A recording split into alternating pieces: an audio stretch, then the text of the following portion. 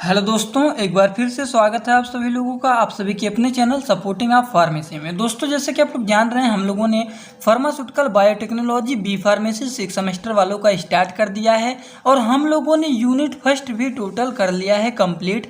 एक ही लेक्चर में हम लोगों ने एक स्पेशल क्लास बनाया है जिसमें लेक्चर थोड़ा सा बड़ा है, 50 से 60 मिनट का लेक्चर है, जिसमें हम लोगों ने टोटल यूनिट फर्स्ट XYZ जो कुछ है हम लोगों ने टोटल कर लिया है कंप्लीट। तो अगर आप लोगों ने उसको नहीं देखा है तो एक बार जाके जरूर देख लेना, नहीं तो आप लोग को डिस्क्रिप्शन बॉक्स में उसका लिंक दे दूंगा, वहां से आप लोग जाके देख लेना, नहीं तो चैनल पे हमारे वीडियोज में आपको नहीं तो प्लेलिस्ट में मिल जाएगा। तो यूनिट फर्स्ट की तरह ही यूनिट सेकंड का भी स्पेशल आज क्लास चलेगा, जिसमें हम लोग यूनिट सेकंड आज के लेक्चर में टोटल कर देंगे दोस्तों कंप्लीट। तो यूनिट सेकंड में देखिए हमारा 4 से 5 चैप्टर हैं, 4 चैप्टर हैं। इसको हम लोग इसी ही लेक्चर में आसान तरीके से कंप्लीट कर देंगे, जो कि हमारा सबसे पहला study of cloning vector and restriction endonuclease and DNA ligase, दूसरा है recombinant DNA technology, application of genetic engineering in medicine, application of rDNA technology and genetic engineering in the production of interference vaccine, hepatic B, hormones, insulins, इसके बारे में total पढ़ना है। उसके बाद last हमारा है brief introduction to PCR. PCR का फुल फॉर्म क्या होता है? पीसीआर का फुल फॉर्म होता है पॉलीमरेज चेन रिएक्शन। तो आज के लेक्चर में आसान तरीके से टोटल कंप्लीट करेंगे। तो चलिए सबसे पहले हम लोग स्टार्ट करने जा रहे हैं क्लोनिंग वेक्टर के बारे में। क्लोनिंग वेक्टर क्या होता है? तो देखिए थोड़ा सा यहाँ पे हम लोग समझते हैं कि क्लोनिंग वेक्टर क्या होता है। देखिए सबसे पहले हम लोग बात करेंगे, देखिए क्लोनिंग वेक्टर जो होता है ये 2 वर्ड से मिलके बना होता है। एक हमारा होता है क्लोनिंग और दूसरा होता है वेक्टर। अब क्लोनिंग क्या होता है और वेक्टर क्या होते हैं ये हम लोग जानेंगे। क्लोनिंग का मतलब होता है किसी भी पर्सन की तरह, उसी की तरह हूबहू उसका कॉपी बना दिया जाए, उसे हम लोग कहते हैं क्लोनिंग।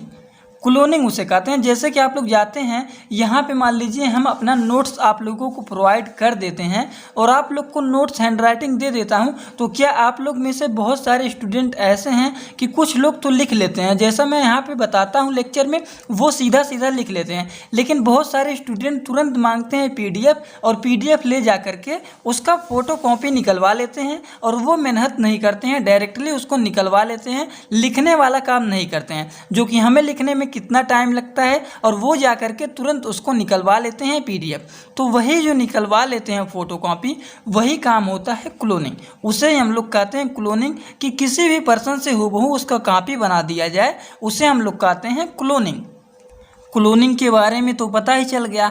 अब वेक्टर क्या होते हैं? क्लोनिंग हमारा फाइनल हो गया कि क्लोनिंग क्या होता है, मतलब फोटोकॉपी कराना। अब वेक्टर क्या होते हैं? वेक्टर का मतलब होता है कि वेक्टर एक ऐसा डीएनए मॉलिक्यूल्स होते हैं जो कि फॉरेन डीएनए सेगमेंट होते हैं और वो रेप्लिकेट करता है होस्ट सेल के अंदर। होस्ट सेल के अंदर वो रेप्लिकेट करते हैं और ये क्या होते हैं? वेक्टर जो होते हैं ये सेल्फ रेप्लिकेटिंग होते हैं। सेल्फ रेप्लिकेटिंग का मतलब क्या होता है? सेल्फ रेप्लिकेटिंग के मतलब क्या होता है जानते होंगे, कि जो अपने से ही खुद से ही अपनी संख्या को इंक्रीज करता है, that is called as self replicating. तो देखिए जो आप लोगों को मैंने समझाया है वो यहाँ पे वैसे हिंदी में लिखा गया है कि मतलब क्या होते हैं क्लोनिंग वेक्टर।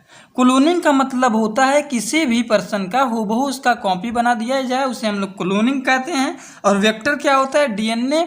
वेक्टर एक डीएनए मॉलिक्यूल होते हैं और फॉरेन डीएनए सेगमेंट होते हैं और वो रेप्लिकेट करता है होस्ट सेल के अंदर, और यही होता है सेल्फ रेप्लिकेटिंग। और ये क्या होते हैं? Self replicating. सेल्फ रेप्लिकेटिंग का मतलब क्या होता है कि मतलब खुद से ही अपने संख्या को इंक्रीज करे। अभी आप लोग वेक्टर का कॉन्सेप्ट इतना अच्छे से अभी क्लियर करने जा रहा हूँ कि आप लोग कभी भूलेंगे भी नहीं। जैसे कि मान लीजिए आप लोग यहाँ पर ये किसी भी ह्यूमन या फिर एनिमल का हम जीन को निकाल लेते हैं, मान लीजिए जैसे कि इंसुलिन का प्रोडक्शन करने के लिए, ठीक, तो हम लोगों ने इस जीन को बाहर निकाल लिया। अब इस जीन को निकाल लिए हैं, अब हम इसको करते हैं कट, और इसको कट करके हम लोग यहाँ पे निकालते हैं बाहर।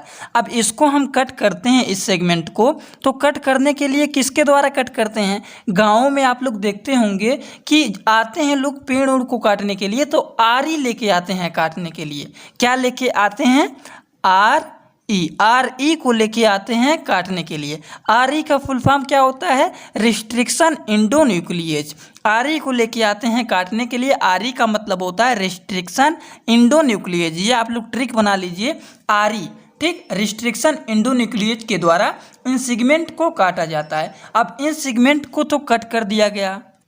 अब दोस्तों इसकी फ़ोटो कॉपी करने के लिए इसकी कंप्लीट सेट चाहिए, तो हम एक बैक्टीरिया के क्रोमोसोम को क्या करते हैं? बाहर निकालते हैं। बैक्टीरिया को क्रोमोसोम को क्या करते हैं? बाहर निकालते हैं और इसके कुछ पार्टिकल्स को, जैसे मान लीजिए यहाँ से लेकर के यहाँ तक हम लोगों ने इसको कट करके निकाल लिया बाहर। निकाल लिया ना। अब इसको हम लोग बाहर निकाल लेते हैं। अब हम लोग क्या करते हैं कि जो ये ह्यूमन का पार्टिकल्स हैं और ये जो बैक्टीरिया के पार्टिकल्स हैं, ये दोनों को आपस में हम लोग क्या करते हैं? जोड़ते हैं। अब ये दोनों को हम लोग आपस में जब जोड़ते हैं तो ये क्या बना लिया? ये एक रिंग बना लेते हैं। क्या बना लेते हैं? रिंग बना लेते हैं। अब ये दोनों में हाफ प्रॉपर्टी बैक्टीरिया के हैं और हाफ प्रॉपर्टीज ह्यूमन या फिर एनिमल के प्रॉपर्टीज हैं। ठीक, ये देखिए यहाँ पे एक रिंग बन गए हैं कि नहीं? अब दोनों की प्रॉपर्टीज आधे आधे में अलग हैं। तो इसका मतलब हुआ कि बैक्टीरिया और ह्यूमन के जीन के वे सीक्वेंस, बैक्टीरिया और ह्यूमन के जीन के वे सीक्वेंस जिसके रिक्वायर्ड प्रॉपर्टीज हमें चाहिए होता है, और उस रिंग को ही हम क्या कहते हैं? ये जो रिंग हमारा बन गया है इसे हम लोग क्या कहते हैं? इसे ही हम लोग कहते हैं दोस्तों वेक्टर। अब वेक्टर में हमारे DNA मॉलिक्यूल्स होते हैं और फॉरेन पार्टिकल सिग्निफिकेंट होते हैं, जो कि सेल्फ क्या करते हैं? सेल्फ रिप्लिकेटिंग होते हैं। सेल्फ रिप्लिकेटिंग का मतलब क्या होता है? कि मतलब वो खुद से ही अपने संख्या को इंक्रीज करते हैं। तो अगर इनके बारे में लिखना हुआ तो कैसे लिखेंगे? ये तो हमारा टोटल कॉन्सेप्ट हो गया कि क्लोनिंग क्या होते हैं, वेक्टर क्या होते हैं। आप लोगों को हिंदी में भी समझाने की कोशिश कर दिया है तोड़ के। अब बारी आती है कि इसके बारे में लिखेंगे कैसे। तो दोस्तों हेडिंग डालेंगे हम लोग क्लोनिंग वेक्टर। क्लोनिंग वेक्टर क्या होते हैं? देखिए सबसे पहले वेक्टर क्या होता है?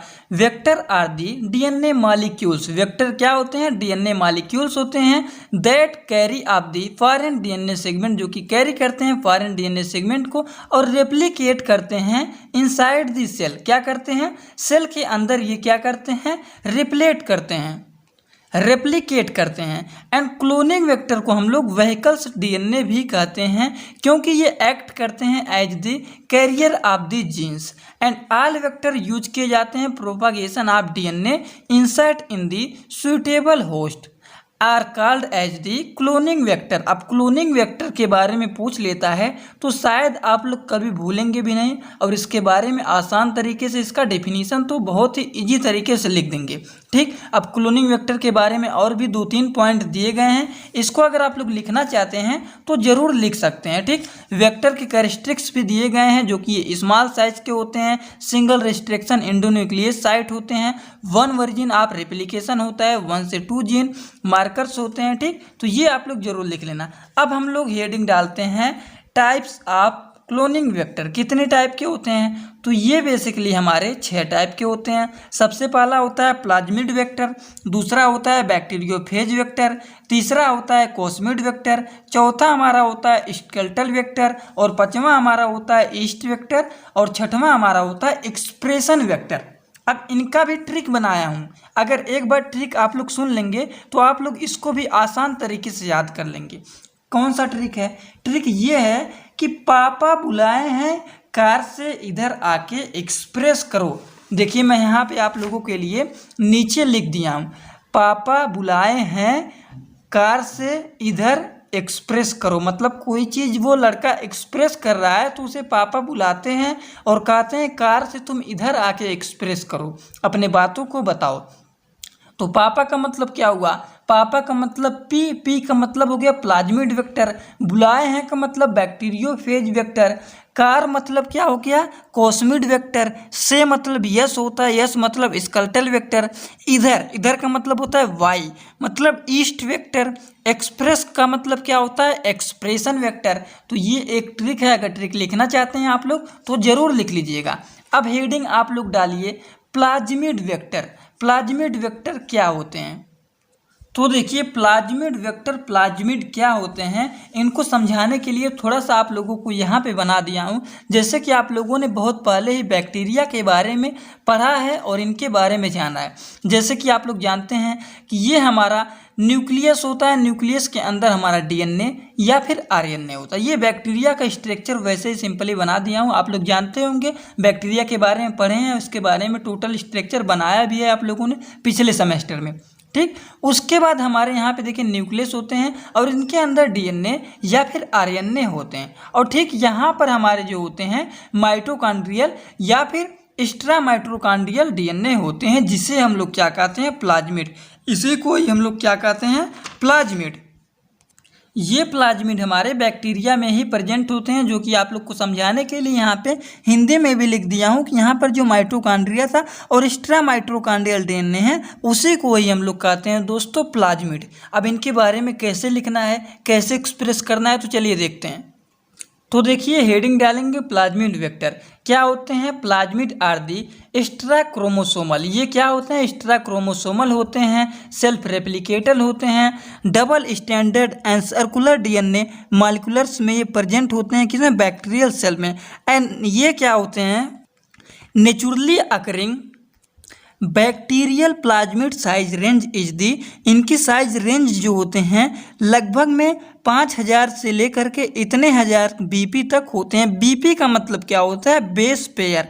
और प्लाज्मिड जो होता है वाइडली यूज किया जाता है क्लोनिकल व्हीकल्स में। And the number of plasmid in the bacteria cell be increase to about the 1000 per cell and the process of increasing the number of plasmid is called as amplification. ठीक, तो plasmid के बारे में ये आप लोग के लिए इतना जानकारी बहुत ही इंपॉर्टेंट है और भी बहुत सारे पॉइंट इसमें दिए गए हैं। अगर इसको भी आप लोग लिखना चाहते हैं तो ज़रूर आप लोग एक बार वीडियो को रोक करके एक बार आप लोग ज़रूर पढ़ लेना। ठीक, इतना तो बता दिया हूँ, ये नहीं समझाएं, ये लिखना चाहते हैं या फिर समझना चाहते हैं समझ लीजिए। अब दूसरा हेडिंग आप लोग डालिए बैक्टीरियोफेज वेक्टर। तो दोस्तों अब हमारा नेक्स्ट हेडिंग है बैक्टीरियोफेज वेक्टर क्या होते हैं। बैक्टीरियोफेज वेक्टर मतलब जब किसी भी बैक्टीरियोफेज या फिर बैक्टीरिया प्लाज्मिड के जीन को हम बाहर निकालते हैं तो उसे हम लोग क्या कहते हैं, उसे हम लोग कहते हैं कोस्मिड कहते हैं। लेकिन बैक्टीरियोफेज क्या होता है, ये बैक्टीरिया वायरस होते हैं, ये वायरस बैक्टीरिया होते हैं। सॉरी इसमें थोड़ा सा मिस्टेक हो रहा है। बैक्टीरियोफेज वो होता है कि ये वायरस बैक्टीरिया के जो क्लोन्स होते हैं, जो वेक्टर होते हैं, जो नंबर ऑफ कॉपी को क्या करते हैं, नंबर ऑफ कॉपी में उसको कन्वर्ट करते रहते हैं। ठीक, जो कि बैक्टीरियोफेज का स्ट्रक्चर यहाँ पे बना हुआ है और नंबर ऑफ फेज को ये कन्वर्ट करते रहते हैं, नंबर ऑफ कॉपी को ये कन्वर्ट करते रहते हैं, जो कि इनके स्ट्रक्चर यहाँ पे बने हुए हैं। अगर आप लोग इसको बनाना चाहते हैं तो बना लीजिए, नहीं तो इनके बारे में ये आप लोग जरूर 2-3 पॉइंट लिख लेना। ठीक, ये हमारा हो गया दूसरा बैक्टीरियोफेज के बारे में टोटल। नेक्स्ट हेडिंग है हमारा कोस्मिड वेक्टर क्या होते हैं। मतलब जब किसी भी बैक्टीरियोफेज या फिर बैक्टीरिया के प्लाज्मिड जो होते हैं उसके जीन को हम बाहर निकालते हैं तो उसे हम लोग क्या कहते हैं कोस्मिड कहते हैं। जो कि इनके बारे में कट करके हम लोगों ने बाहर निकाल के एक एक पॉइंट के बारे में हम लोगों ने यहाँ पे जानकारी ले लिया है। वही स्ट्रक्चर यहाँ पे थोड़े से बड़े करके दिए गए हैं, अगर आप लोग इसको बनाना चाहते हैं तो बना लीजिएगा।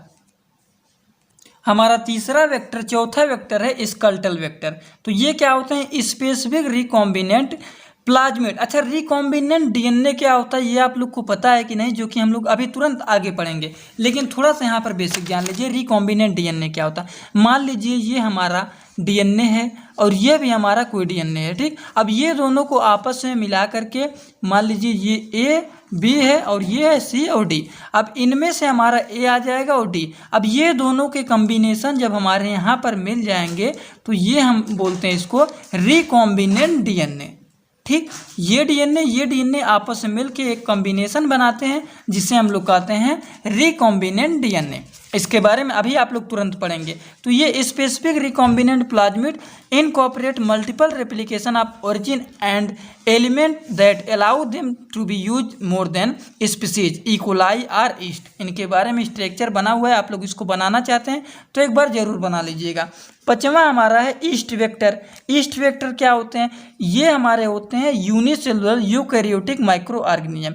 ईस्ट एक यूनिसेलुलर यूकैरियोटिक माइक्रो ऑर्गेनिज्म होते हैं जो कि प्रोड्यूस करते हैं sexually as well as asexually by the budding, ठीक। And yeast cell contain their own plasmid, इतने इज नोन एज दी 2 म्यूएम प्लाज्मिड, जो कि प्रेजेंट होते हैं, किसमें नहीं प्रेजेंट होते हैं, आसान तरीके से लिखे गए हैं। इसको दोस्तों आप लोग लिख लेना। आगे की जो इम्पॉर्टेंट टॉपिक है उसको हम लोग चलिए कवर करते हैं।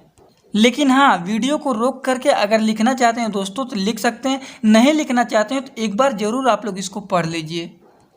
अब देखिए लास्ट हमारा है एक्सप्रेशन वेक्टर। इसमें क्या होता है? ये भी एक रिकॉम्बिनेंट डीएनए टेक्नोलॉजी इसमें यूज किया जाता है टू प्रोड्यूस दी। अच्छा, क्या होता है रिकॉम्बिनेंट डीएनए टेक्नोलॉजी? मैंने अभी आप लोगों को तुरंत बताया है कि दोनों के कॉम्बिनेशन से जो हमारा एक बनता है उसे हम लोग रिकॉम्बिनेंट डीएनए टेक्नोलॉजी कहते हैं, ठीक। जो कि हमारा यूज किया जाता है produce high amount of protein by added आप desire gene into the blast cell, जो कि एक्सप्रेस करने के लिए वेक्टर यूज किए जाते हैं, जिनके बारे में यहाँ पे आसान तरीके से दिए गए हैं। कम से कम आप लोग इतना जरूर तैयार कर लेना, are called as expression vector, जो कि इनके फिगर भी यहाँ पे बने हुए हैं। फिगर तो आप लोग को बहुत ही आसान तरीके से समझाया हूँ अभी, जो कि कट करके निकाला जाता है, कैसे कैसे किया जाता है वो आप लोग को बता दिया हूँ। देखिए आप लोगों को जो मैंने यहाँ पे अभी समझाया हूँ इसको भी रिकॉम्बिनेंट ही कहते हैं। जैसे कि मैंने यहाँ पर इसको जीन वाला ह्यूमन के जीन को बाहर निकाल के कर दिया, कट करके निकाल दिया, और बैक्टीरिया क्रोमोसोम के भी सेगमेंट को काट करके बाहर निकाल दिया। अब इनके प्रॉपर्टीज और इनके प्रॉपर्टीज का जो एक हमारा कॉम्बिनेशन बना, इसको भी हम रिकॉम्बिनेंट डीएनए टेक्नोलॉजी ही कहते हैं दोस्तों, ठीक। तो चलिए आगे बात करते हैं हम लोग। सिलेबस आप लोग देख लीजिए। क्लोनिंग वेक्टर थोड़ा सा इंपॉर्टेंट था, इसलिए थोड़ा सा इसमें ज़्यादा टाइम ले लिया हूँ। अब हम लोग बात करने जा रहे हैं रेस्ट्रिक्शन एंडोन्यूक्लियस और डीएनए लाइगेज। तो चलिए हेडिंग डालते हैं अब रेस्ट्रिक्शन एंडोन्यूक्लियस। तो देखिए दोस्तों, रिस्ट्रिक्शन एंडोन्यूक्लियस का काम क्या होता है? RE, इसका फुल फॉर्म क्या होता है? रिस्ट्रिक्शन एंडोन्यूक्लियस, RE जिसको हिंदी में बोलते हैं। तो रिस्ट्रिक्शन एंडोन्यूक्लियस जो हमारा होता है ये कट करने का काम करता है, और जो डीएनए लाइगेज होता है जो हम लोग आगे पढ़ेंगे वो हमारा गम की तरह होता है, गोंद की तरह होता है, जो कि उसको जोड़ने का काम करता है। ये हमारा कटिंग करने का काम करता है और वो क्या करता है? जोड़ने का काम करता है, जिसके बारे में यहाँ पे लिखे गए हैं।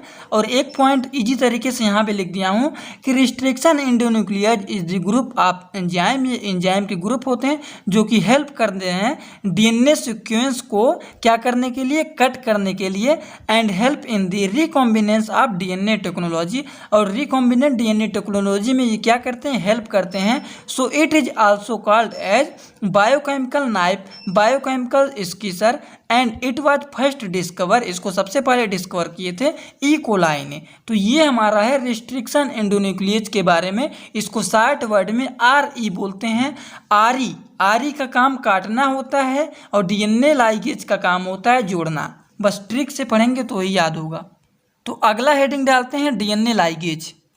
लेकिन उसको जानने से पहले थोड़ा सा हम लोग जानेंगे रिस्ट्रिक्शन एंडोन्यूक्लियस के कुछ एग्जाम्पल्स। तो इनके एग्जाम्पल्स यहाँ पे दिए गए हैं, इनके सोर्सेस यहाँ पे दिए गए हैं, इनके क्लीवेज साइट दिए गए हैं। ये ज़्यादा इम्पॉर्टेंट नहीं है, लेकिन इनके जो रिस्ट्रिक्शन एंडोन्यूक्लियस एंजाइम के एग्जाम्पल दिए गए हैं और इनके सोर्सेस जो दिए गए हैं। तो पहले आप लोग इसको आराम से रोक करके वीडियो इसको करिए, फ़ोटो क्लिक करिए और इसको एक बार ज़रूर इतना पढ़ लेना। उसके बाद पेज को पलट रहा हूँ, उसको भी आप लोग फ़ोटो खींच लीजिएगा। चलिए, इतना तो क्लिक कर लिया होगा आप लोग, स्क्रीनशॉट ले लिया होगा। और यहाँ पर भी देखिए कुछ रिस्ट्रिक्शन एंडोन्यूक्लियस, इनके सोर्स, इनके क्लीवेज, ये सब साइट दिए गए हैं। इसको आप लोग आराम से एक बार जरूर फोटो क्लिक कर लेना, ठीक, क्योंकि इम्पॉर्टेंट है इसीलिए कर रहा हूँ। एक बार जरूर आप लोग इसको पढ़ लेना। चलिए अब हम लोग बात करने जा रहे हैं डीएनए लाइगेज का। डीएनए लाइगेज क्या होता है? ये जोड़ने का काम करता है। रिस्ट्रिक्शन एंडोन्यूक्लियस कट करने का काम करता है, RE का काम करता है, और ये क्या करते हैं? जोड़ने का काम करते हैं। तो इनके बारे में यहाँ पे आसान तरीके से दिए गए हैं। ये लिखना चाहते हैं तो ये लिख सकते हैं, और भी बेटर तरीके से लिखना चाहते हैं तो यहाँ पे थोड़ा सा हैंड राइटिंग भी कर दिया हूँ।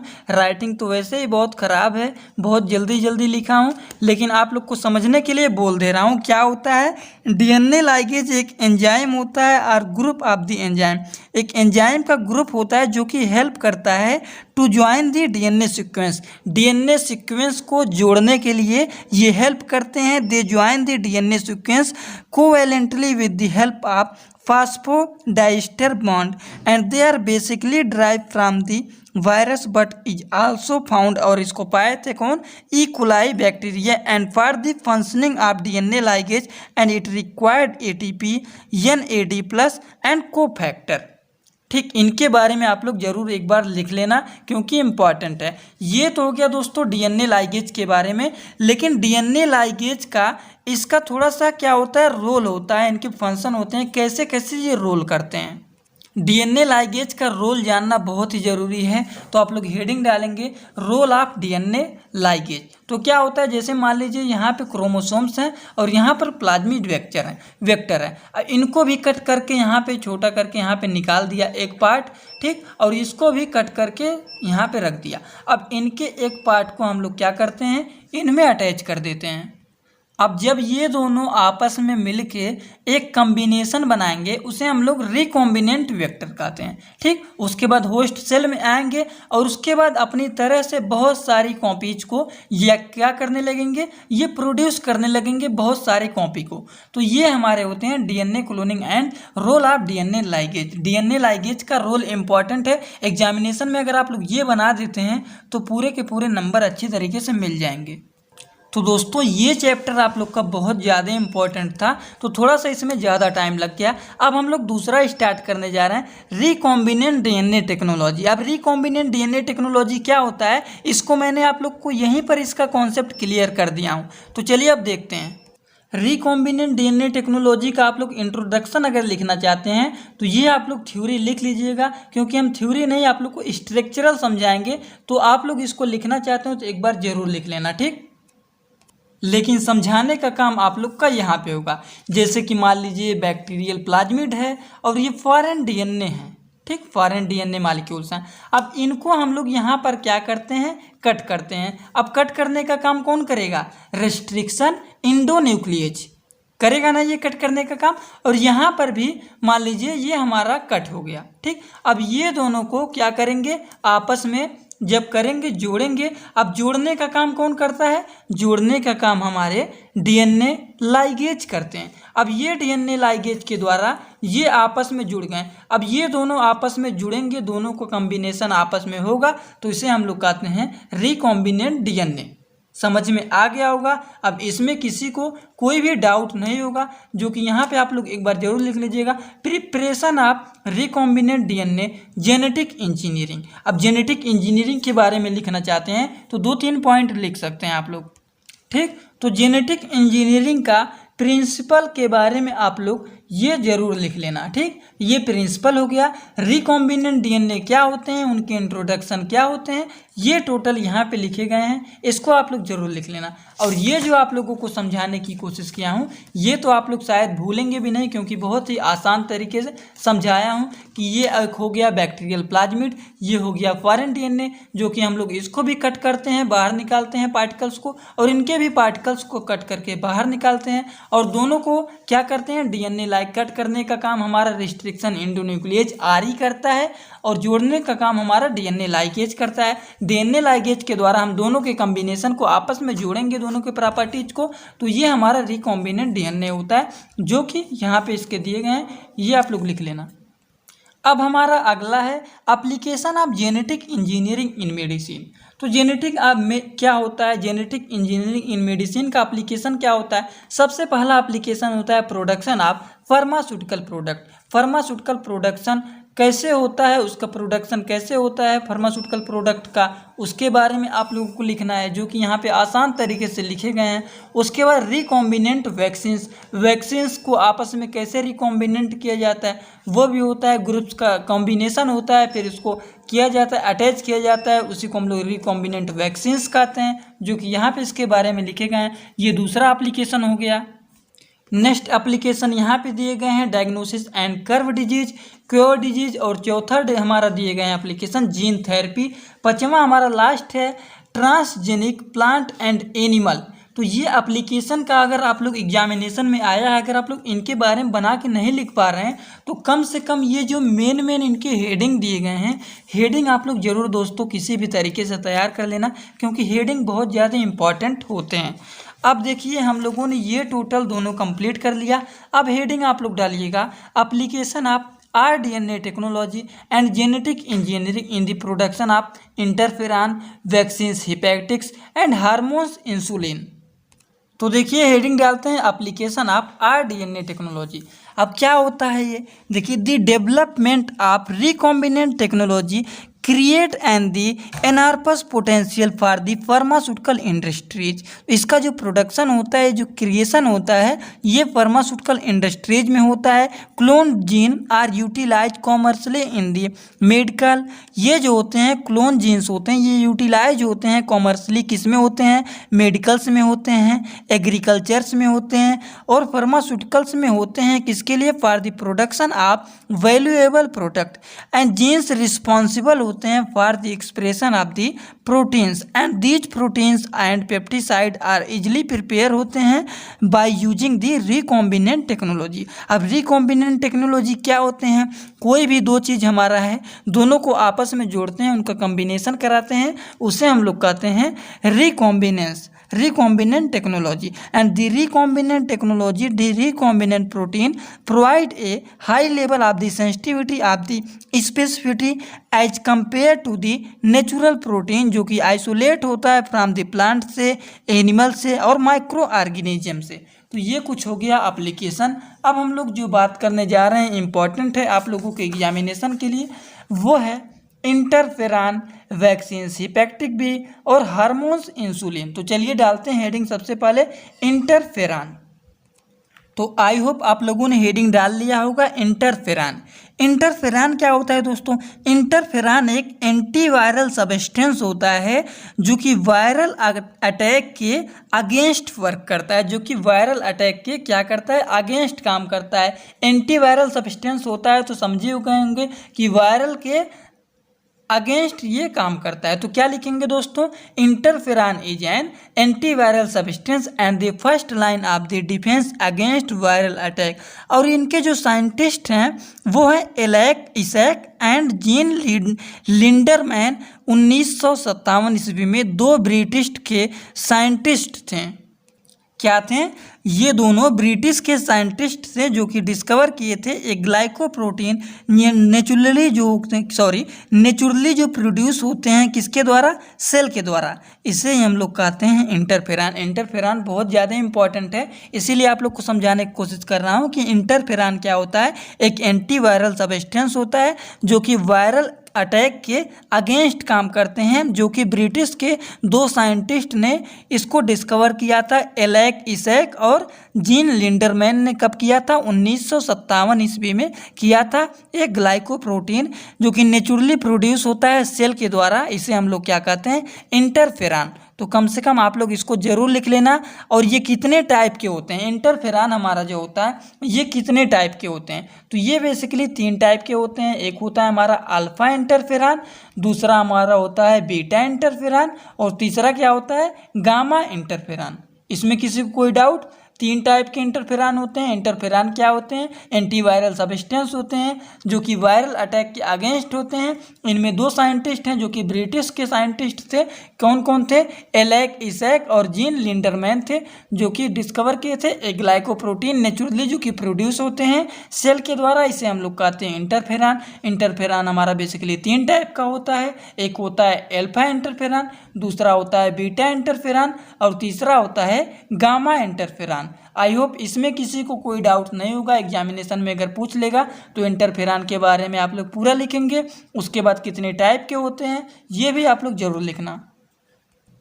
तो देखिए वैक्सीन हेपेटिक बी क्या होते हैं, अब दूसरा हम लोग बात करने जाते हैं। तो ये क्या होता है, सब यूनिट वैक्सीन्स होते हैं, जो वैक्सीन होते हैं जो कि प्रोड्यूस होते हैं, that is produce using recombinant technique.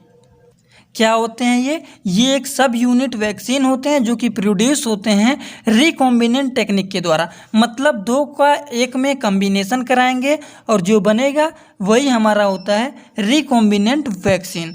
And this method is use to the prepare highly pure component vaccine.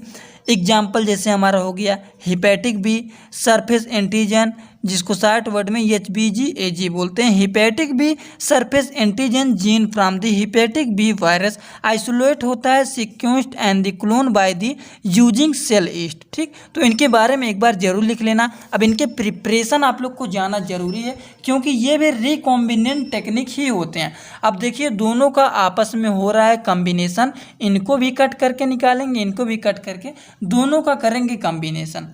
ठीक, कॉम्बिनेशन दोनों का हो करके ये होते हैं select the yeast cell of the tryptone free medium. उसके बाद हमारा क्लोन ईस्ट सेल क्या होते हैं, बन जाते हैं, जो कि हमारा पूरा यहाँ पर दिए गए हैं। ये रिकॉम्बिनेंट टेक्निक टाइप के ही होते हैं। तो इंटरफेरान क्या होते हैं और वैक्सीन हेपेटिक बी क्या होते हैं, ये तो आप लोग को समझ में आ ही गया होगा। नेक्स्ट एंड लास्ट हम लोग चलिए बात करने जा रहे हैं।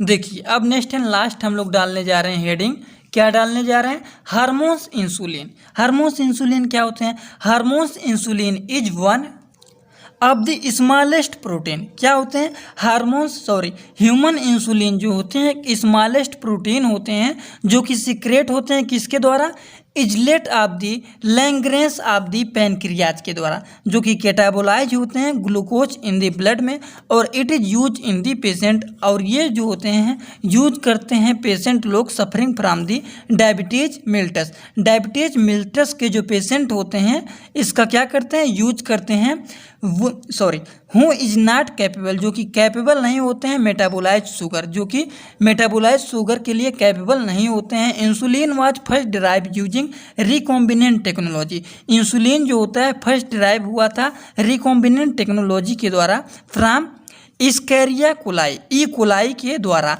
किस सन में किया गया था, 1982 में, जो कि किसके लिए, ह्यूमन के यूज के लिए। तो ये हार्मोन्स इंसुलिन के बारे में बहुत ही आसान तरीके से 2-3 टॉपिक दिए गए हैं। इसको दोस्तों आप लोग आसान से पढ़ सकते हैं, इसमें आप ज़्यादा कुछ समझाने की ज़रूरत नहीं। क्या होता है हार्मोन्स इंसुलिन, ये ह्यूमन इंसुलिन का एक स्मॉलेस्ट प्रोटीन होता है जो कि सीक्रेट होता है इजलेट ऑफ दी लैंग्रेंस बीटा पैनक्रियाज, जो कि कैटाबोलाइज होता है ग्लूकोज इन दी ब्लड में, जो कि ये हमारे यूज किए जाते हैं डायबिटीज मिलिटस के पेशेंट के लिए, जो कि कैपेबल नहीं होता है मेटाबोलाइज शुगर में। इंसुलिन को डिस्क्राइब किया गया था, डिराइव किया गया था using in the recombinant technology के द्वारा, दो के कॉम्बिनेशन के द्वारा ये किया गया था। और इसके जो हैं ई कोलाई साइंटिस्ट के द्वारा किया गया था 1982 ईस्वी में ह्यूमन के यूज के लिए। अब ह्यूमन हार्मोन्स इंसुलिन के बारे में पूछ ले तो ये 2-4 पॉइंट आप लोग आई होप आसान तरीके से लिख लेंगे। अब इनमें किसी को कोई डाउट तो आई होप होगा भी नहीं। तो अगर आप लोग का इतना कॉन्सेप्ट क्लियर हो गया होगा तो चलिए अब हम लोग आगे बढ़ते हैं नेक्स्ट एंड लास्ट चैप्टर की तरफ, जो कि देखिए हम लोगों ने यहाँ तक कंप्लीट कर लिया इंटरफेरान, वैक्सीन, हेपेटिक बी और क्या है हमारा हार्मोन्स इंसुलिन, जो कि आप लोगों को यहाँ पे दिख रहा होगा। अब नेक्स्ट एंड लास्ट हमारा क्या है, brief introduction to PCR। PCR का मतलब क्या होता है, पॉलीमरेज चेन रिएक्शन। तो चलिए स्टार्ट करते हैं और इसको भी बहुत ही आसान तरीके से हम लोग ख़त्म करके इस यूनिट का कर देते हैं द एंड। देखिए हेडिंग डालेंगे PCR पॉलीमरेज चेन रिएक्शन। ठीक, तो ये क्या होता है, इनका डेवलपमेंट कैसे हुआ था। देखिए the development of polymerase chain reaction या फिर जीन एम्प्लीफिकेशन मेथड, ठीक, इन 1983 ईस्वी में was a major of the breakthrough in the molecular biology and this technique was develop. और इस टेक्निक को PCR के टेक्निक को डेवलप हुआ था किसके द्वारा, कैरी म्यूलिस के द्वारा डिस्कस हुआ था, क्या हुआ था, डिस्कवर हुआ था, डेवलपमेंट हुआ था Cetus cooperation in the Emeryville California. ये सब का क्या हुआ था, डेवलपमेंट हुआ था। And detail of the PCR technique are describe in the Erlich, और पूरा डिटेल डिस्क्राइब जो किए थे इस टेक्निक के बारे में इलरिच। तो दो साइंटिस्ट के द्वारा हुआ था, जो कि हमारा सबसे पहला 1983 ईस्वी में किए गए थे। उसके बाद पूरा डिटेल जब हो गया हमारा डिस्क्राइब, वो हमारा इलरिच के द्वारा 1979 ईस्वी में किया गया था। In his edited book the PCR technology and it is an in vitro method, और जो ये हमारा है इन विट्रो मेथड के द्वारा हुआ था for producing large amount of the specific DNA fragment of defined length and the sequence from a small amount of the complex template, and PCR is now considered as a basic tool for the molecular biologist. ठीक, इनके बारे में आप लोग लिख लेना। अब polymerase chain reaction के कुछ टेक्निक हैं। कौन कौन से टेक्निक है? सबसे पहला हमारा डीएनए टेम्पलेट है, दूसरा हमारा है प्राइमर्स हैं। ठीक, ये आप लोग एक बार पढ़ लेना अगर पढ़ना चाहते हैं। क्या होता है? पीसीआर एक इन विट्रो मेथड होता है जो कि प्रोड्यूस होता है लार्ज अमाउंट में स्पेसिफिक डीएनए फ्रेगमेंट में, and in this technique micro organism quantities of DNA picogram produce होता है अमाउंट ऑफ स्टार्टिंग मटेरियल। तो 2-3 पॉइंट इनके बारे में लिख लेना। डीएनए टेम्पलेट के बारे में लिख लेना, प्राइमर्स के बारे में ज़रूर लिख लेना। ये पीसीआर जो होता है ये क्या होता है? पीसीआर का मतलब होता है बहुत सारे ज़्यादा अपने तरह की कॉपी को बनाए। मतलब ये एक डीएनए से लाखों, एक डीएनए छोटा सा एक डीएनए अगर इनको मिल जाए तो उसी ही डीएनए से लाखों करोड़ों अरबों डीएनए के कॉपी को तैयार कर देते हैं। तैयार कर देना, इसे हम लोग कहते हैं पीसीआर। पीसीआर का मतलब होता है पॉलीमरेज चेन रिएक्शन। ठीक, पॉली मीन्स होता है ज़्यादा, पॉली मीन्स क्या होता है? ज़्यादा। तो मतलब यहीं से आप लोग समझ जाएंगे, पॉली से ही समझ जाएंगे कि डीएनए के एक छोटे से डीएनए से ये लाखों करोड़ों डीएनए की कॉपी को तैयार कर देंगे। ठीक, उसे हम लोग कहते हैं पॉलीमरेज चेन रिएक्शन। यहाँ पर थोड़े से आप लोग इसको देख लीजिए, इनके मशीन कैसे होते हैं पॉलीमरेज चेन रिएक्शन के। देखिए पॉलीमरेज चेन रिएक्शन के यही होते हैं पूरे के पूरे मशीन। इसमें क्या होता है? इसमें अंदर प्रोसेस चलते रहते हैं कि डीएनए जो होता है उसको 90 डिग्री सेल्सियस पर हीट करते हैं, तो वो क्या होता है? हमारा डीनेचर हो जाता है और वो थोड़ा सा लंबा और चौड़ा हो जाता है, और उसको धीरे धीरे करके एक बार हीट करते हैं, फिर धीरे धीरे करके उसको अंदर से कूलिंग होता है 50 से 60 डिग्री सेल्सियस तक के को उसको कूलिंग मिलाते हैं। तो इनके जो प्राइमर होते हैं उनके अटैचमेंट जो होते हैं वो एक्टिवेट हो जाते हैं, एक्टिवेट होने लगते हैं, और अब वो प्राइमर अंदर ही अंदर अटैचमेंट को दोनों चेन को आपस में ऐसे जुड़ने लगते हैं, और जुड़ने लगते हैं तो अपनी तरह से वो बहुत सारे जिस तरह से हैं उसी तरह से बहुत सारे कॉपी को वो बनाने लगते हैं। तो यही मशीन का काम होता है। उसमें 2-3 पॉइंट और भी लिख सकते हैं। डीएनए पॉलीमरेज, उसके बाद डीऑक्सी न्यूक्लियोटाइड ट्राइफॉस्फेट हो गया। ठीक, ये 2-3 पॉइंट लिख लेंगे। इनका काम कैसे होता है देखिए यहाँ पे थोड़ा सा कि कैसे कैसे इनकी साइकिल चलती रहती हैं। देखिए इनको समझाने के लिए, जैसे ये डीएनए का टारगेट डीएनए हो गया, तो इस डीएनए को हम लोग 90 डिग्री सेल्सियस पर, जब 90 डिग्री सेल्सियस पर हीट करेंगे तो ये हमारा डीनेचर हो जाता है, और अब इसको रीनेचर करेंगे। डीनेचर हो गया, अब इसको रीनेचर करते हैं। अब इसको थोड़ा सा लो हीट करते हैं, 50 से 60 डिग्री सेल्सियस के बीच में लाते हैं, तो ये थोड़ा सा देखिए लंबा हो गया, और यहाँ पे चौड़ाई इनके बढ़ गए। तो इनके जो चौड़ाई यहाँ पे बढ़ गए हैं, तो इनमें जो प्राइमर हैं वो धीरे धीरे करके, ये प्राइमर जो लगे हुए हैं ये इनमें एक्टिवेट होने लगते हैं। क्या होने लगते हैं? ये एक्टिवेट होने लगते हैं, और अब हम प्राइमर के दोनों अटैचमेंट को आपस में क्या करने लगते हैं? इनको जोड़ने लगेंगे, फिर इनको भी आपस में करके जोड़ने लगेंगे, और जोड़ते जोड़ते इनके बहुत सारे साइकिल की कॉपी निकलने तैयार हो जाते हैं। ठीक, यही पॉलीमर चेन रिएक्शन के पूरे प्रोसेस हैं। अब आई होप इसमें किसी को कोई डाउट नहीं होगा, कोई भी कन्फ्यूजन नहीं होगा कि कैसे कैसे इनके प्रोसेस होते हैं। सबसे पहले यहाँ पे डीनेचुरेशन होगा, फिर रीनेचुरेशन होगा, फिर इनके प्राइमर जो होते हैं वे एक्टिवेट होने लगते हैं, फिर कॉपी इनके बनने तैयार हो जाते हैं। ठीक, यही काम पूरा का पूरा ये मशीन के द्वारा किया जाता है।